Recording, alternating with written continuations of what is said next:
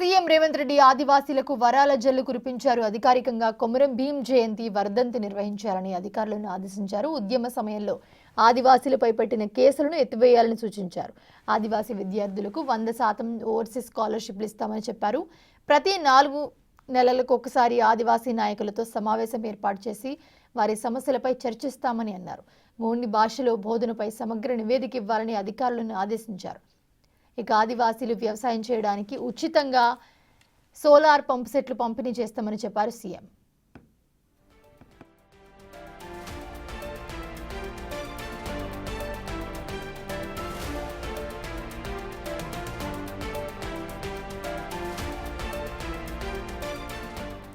CM Revanth Reddy ఇవాళ ఉదయం ఆదివాసీ సంఘాలు ప్రజా ప్రతినిధులతో సమావేశమై వారి సమస్యలపై చర్చించారు. ఆదివాసీ నేతలు సీఎం దగ్గర వారి సమస్యలను వివరించారు. తమ పిల్లలకు విద్య, ఉద్యోగ అవకాశాలు, ఆర్థిక అభివృద్ధికి ప్రభుత్వం చర్యలు తీసుకోవాలని కోరారు.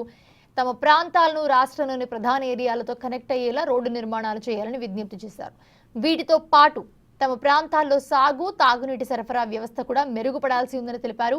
ఐటీడీఏలతో బలోపేతం చేస్తే మరింత బాగుంటుందనే అభిప్రాయాన్ని కూడా వ్యక్తం చేశారు.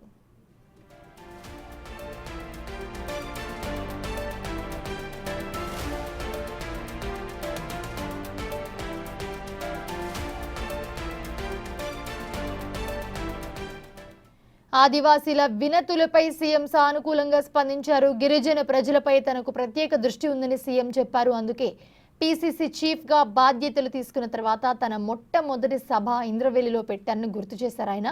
ఇంద్రవెల్లి అమరుల స్తూపాన్ని స్మృతివనంగా మార్చాలని, అమరుల కుటుంబాలను ఇల్లు మంజూరు చేయాలని వాళ్ళందరికీ కూడా ప్రతిపక్షంలో ఉన్నప్పుడు తాము చర్చించుకున్నామని కూడా అన్నారు. అధికారంలోకి వచ్చిన వెంటనే వాటిని పూర్తి చేశామని గుర్తు చేశారు. రాజకీయంగానూ ఆదివాసీలను ముందుకు నడిపిస్తామని అన్నారు ఆయన.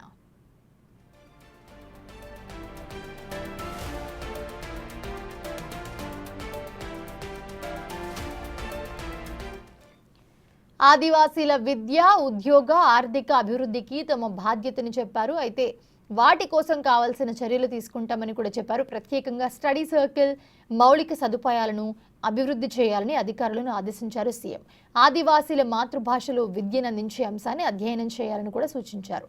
ఇక ఇప్పటికే మంజూరైన బీఈడీ కాలేజీలకు టీచింగ్, నాన్ టీచింగ్ స్టాఫ్ను రిక్రూట్ చేయాలని చెప్పారు. ఆదివాసీలు ప్రతిష్టాత్మకంగా భావించే కెస్లాపూర్ జాతరను నిధులు మంజూరు చేయాలని గ్రీన్ సిగ్నల్ ఇచ్చారు.